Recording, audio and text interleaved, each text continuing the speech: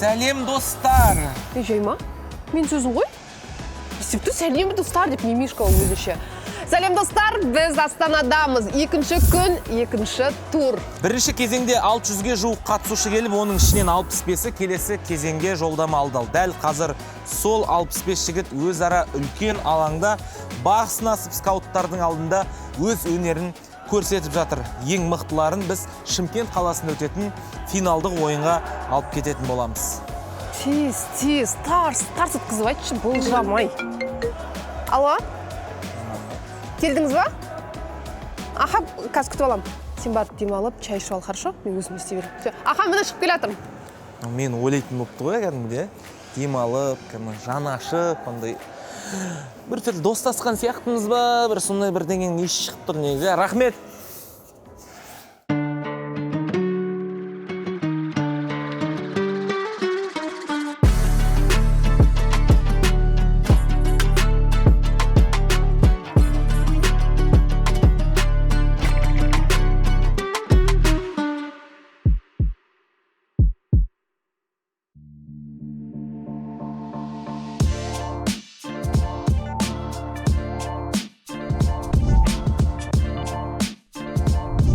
Жалпы ережені түсіндіріп өтейін. Ең бірінші тіркелу.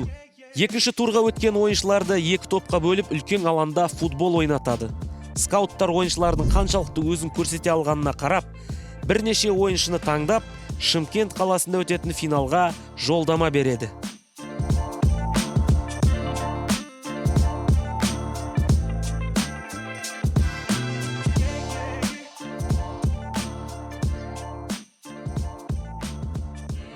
Ермек, бағанағы әдетпен түсірген жерін удали, пожалуйста. Мен новый ведущийім бар. Сомен бірге жүргіземін енді, хорошо? Дайын соя? Кеттік. Астанадамыз, достар, екінші күн, екінші тур. Я, достар, друзья, всем привет, как у вас дела? Дорогие друзья, сегодня Астана, второй тур. Собрались вот эти ребята. Из этих молодых, беззащитных, слабых футболистов мы сделаем настоящих мужчин футболистами. Кто же из них пройдет финал, мы совсем узнаем скоро. Боже мой, чувствуешь мою харизму? Да, все прекрасно. Онда барып участниктерден интервью ала берейік, иә? Қана участниктерден ғана интервью аламыз ба не? Иә. А чондай Клоп, Макалеле, Коло Туре дейтіндер келмей ма не? Олар бірінші күн келді ол. Мен не үшін келдім онда? Участниктерден интервью алуға. Сізде по-любому WhatsApp-ыңыз бар сияқты ғой? Енді ол жекеге өтпей ақ қойып, жұмыс. Хорошо, кеттік, жүр, бастаймыз. Работаем, ребята! У нас не первый раз знают, как мы работаем. Мы можем поменять вас быстро. Это не значит, что вас отправляют домой или наоборот вы проскочили. Это значит одно. Мы приняли по вам решение. Первый и второй состав остаются на поле и начинают играть. Буду называть номера, называть позицию. Играем по классике 4-4-2.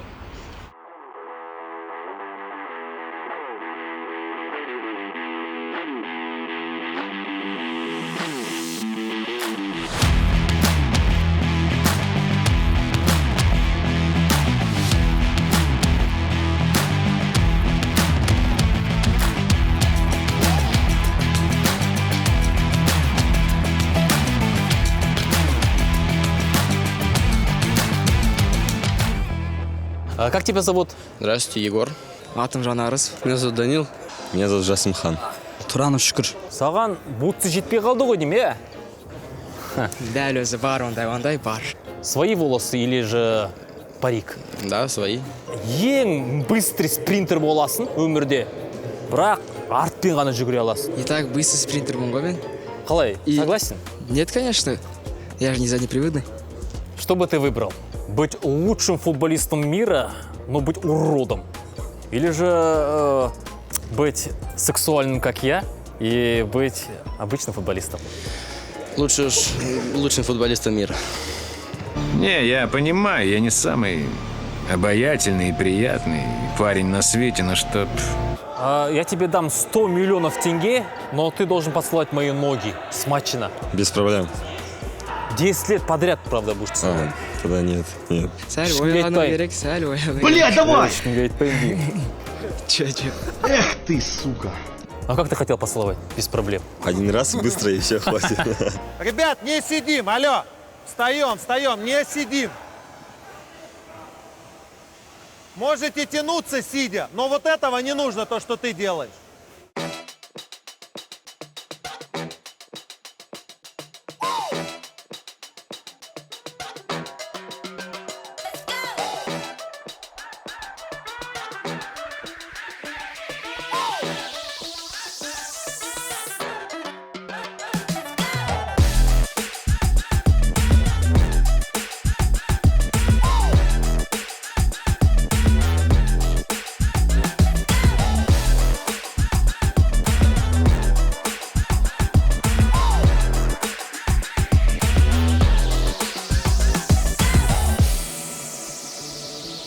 Жақсы, тағы шетке.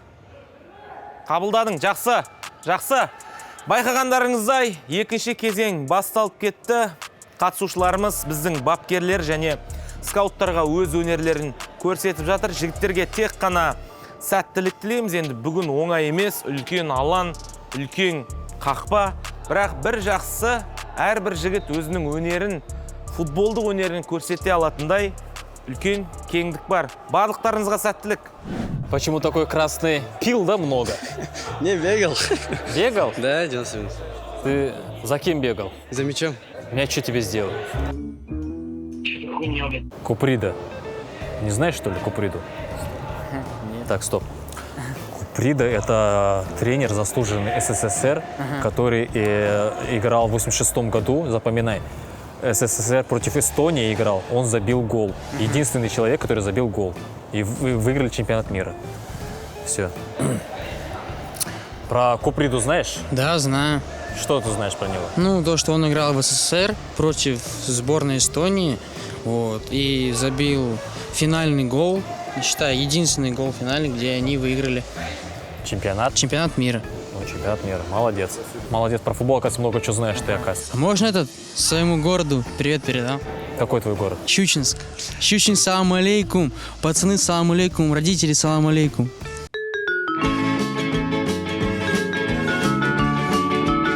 Рымбаев Олжас сияқты футболист болғың келе ма? Жоқ қандай? Неге жоқ? Крымбаева Роза деген бар еді ғой. Рымбаев Олжасты танымайсың ба сен? Танымаймын. Так, стоп. 86 жылы Рымбаев Олжас Қазақстан Эстониямен ойнаған кезде бірінші әлемде гол салған. Сосын чемпионат Европаны алып кетті олар. Давай. Рымбаев Олжасты танисың ба? Иә, танимын. Подвох. Тағы сұрақ қоямын Точно, басына. мой қазір. Пасор оқып. Ал, Дамир Рымбаев Олжас жайлы айтып берші. Рымбаев Олжас деген кісі, ол 86 жылдары Қазақстан мен Эстония ойнаған кезде ең бірінші голдың авторы. Рымбаев Олжас сияқты ойнағың келеді ғой.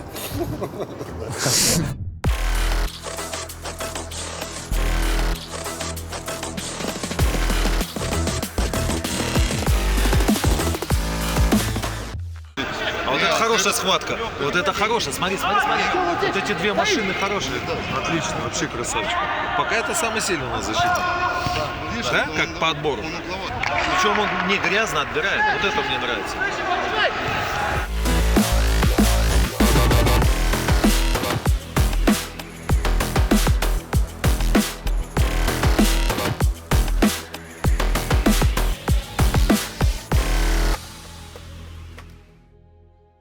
Наши звездные друзья сейчас объявят тех ребят, которые проходят дальше на кастинг в Шымкент. If you don't get by the door, you have to pass by the window. То, ребята, если вас не пускают в дверь, идите через окно.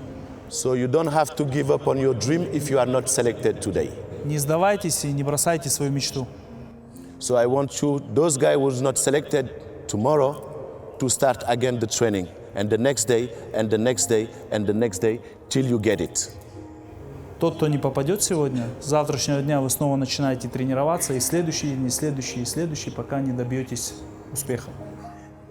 Tell them it's difficult to speak when Khalil speaks. It's difficult. Говорит, после Халилу, говорит, тяжело всегда говорить.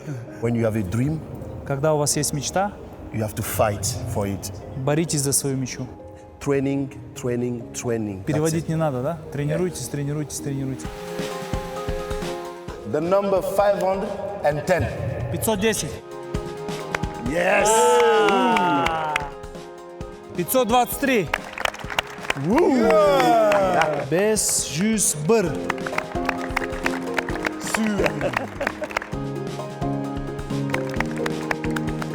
Wow. Мы что, акроботов выбирали, что ли? 526. Но это тоже добился. Браво! Ай-яй-яй-яй-яй-яй. Super Mario!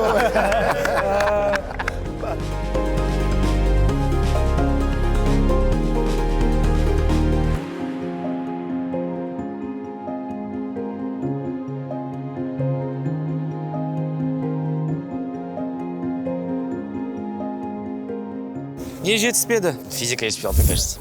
Именно маған физика жетпей қалды. Өзің мойындайсың ба, өзіңнің кесірінен өтпеген? Мойындаймын, конечно мойындаймын. Сіз ше, не жетіспеді? Білмеймін, тоже физика шығар. Таныс жетіспеді деші. Мүмкін. Қалжың айтамын, жоқ. Бұндай жоқ, бұл жерде ешкім танымайды. Кеш, көкем-ау, Алматыдан бері келе жатқан көкем-ау. Ақ бота дейтін, ал енді қосағым, жар болсын өзіңе дейтін. Бұл інімді біз Алматыдан бері танысып, ағасымен танысып, жанкүйер болып келген. Өзіңізді өттім деп ойлайсыз ба? Өттім деп ойлаймын. Да? Мықты ойнап тастадым осы жолы. Гол салдым ғой. 2 салдым. Тағы да келді. Бірінші кезеңнен өтіп, екінші кезеңнен өте алмады. Енді айтшы, не жетіспеді? Физика сияқты. Физика, я? Физика жетіспеді ма? Итеріп келеді. Енді не істейсің? 1 жыл бойы келесі, әлде тағы келесің ба? Жоқ, дайындаламын. Бишкекке келмейсің ба? Білмеймін. Ташкент, Шымкентші. Или осы жерден тоқтайсыз ба? Правильно, берілмеймін. Ернұр, қалай эмоция? Жақсы. Көңіл-күй жақсы сияқты ғой, иә? Шокта болып тұрмын. Көзіңнің бар ашылған осы ма, Ернұр? Бұдан ары қарай ашылмай ма? Білесің ба, бұл қашан ашылады? Шымкентте финал болады. Сол финалдан супер финалға өткендерді хабарлайды. Сол кезде өтсең, анда көзің екі есе ашылып кетеді ғой. Шымкентке дайындаласың ғой, босаңсып қалма. Өттім деп бүгін тойлатып, жуып, жаңағындай. Өзің одан сайын көрінбей бетпше, тойлап бетпше, таңертең тұрамай бетпше, көзің жоқ болып, тағы да бір екі бөтіліксін әкеш депше. Все. Қалжың, спортсмендер негізі ішпейді ғой. Анаң дауысын естейік та. Дауысын шығар, қорықпа. Алло, мам. Да, Ли. Я прошел финал. Шымкент. Почему туда? Ага, я не знаю, но там будет финал. Все, я прошел. Жансо, поздравляю. Ахмет. Бұл военкоматтан сіздің балаңызды қазір әскерге алып кетсек па деп отырмыз. Документтерін дайындай бересіз ба? Біз қарамаймыз неше жастан. 5-6 жастан бастап алып жатыр қазір садиктен. Гүлшара ханым өте қуаныштымыз. Шымкент қаласындағы финалдық ойынға жолдама алды. Сізді шын жүректен құттықтаймыз. Ну, сегодня подошел к концу второй день кастинга в Астане. Вот из всех, прям все, что мы посмотрели, единственный, на которого я бы в будущем сделал ставку, это вот справа парнишка играл. В зеленом, да? Да, в зеленом. Но уже без 5 минут готовый игрок. Вот.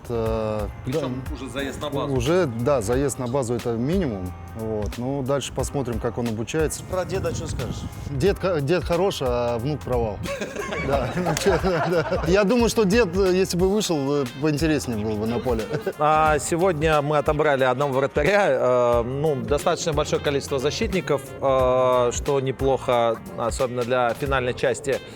В атакующей линии наконец-то мы взяли 2 нападающих. У нас не было 3 города, ни одного нападающего. Наконец-то у нас 2 их. Сегодня мне понравились 2 парня, за которых я сразу сказал, давай меняй их, чтобы они не сломались. Да, это было. Олег раз 10 подходил и говорил, давай меняй, потому что, не дай бог, сломается, потом кто играть будет. Центральные левоногие защитники. Да, 2 защитника центральных. Хорошее впечатление оставили. Дай бог, чтобы они прошли туда дальше. Да, на основную часть. Наверное, самой длинной речью за все время наших кастингов. До новых встреч, до свидания. Иә, достар, Астанадағы кастингіміз 2-ші турымыз аяқталды. Бұл жақта 23 қатысушымыз финалға өтті. Да, дорогие друзья, с вами лучший ведущий я, Арнат Утебергенов. Ну как вам? Ну просто прелесть, скажите. Конечно. Всю почти работу я сделал. Ей, сен тағы да басқа жүргізуші алғансың ба? Мынауың вообще жүргізе алмайды ғой? Это он тебе говорит. Нет. Саған айтып жатырмын.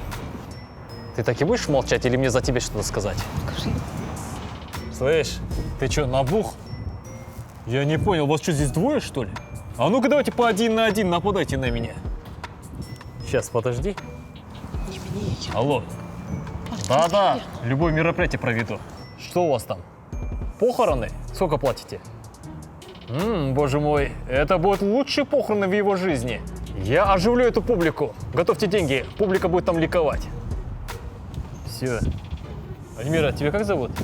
Альмира. Все неинтересно. Давайте. Ей, неинтересно болғанда... Қалай екен? Жаңа ведущияларды аласың, бәрі өсіп сені соңында лақтырып кетеді. Андай өзің біртүрлі уже жалыққан жоқсың ба? Мен жамандап, қасыңа біреуді аласың, бәрі кетіп қалады. Мен вообще сенімен уже мені жүргізуге желанием жоқ бар ғой. Соңын, басын аяқтайды, өзің бітірші, вообще желание жоқ. Мен де желание жоқ вообще-то, қойшы, сөйлетпей қойдың құртсын. Иә, достар, жаңа айтып кеткендей, Астанада 23 қатысушы өтті. Сәттілік тілейміз. Келесі Бішкек күт бізді. Бішкекке де барасың ба, сен мен нервіме тиіп кетші, блин, әділет уже бар ғой, кәдімде қойшы болды.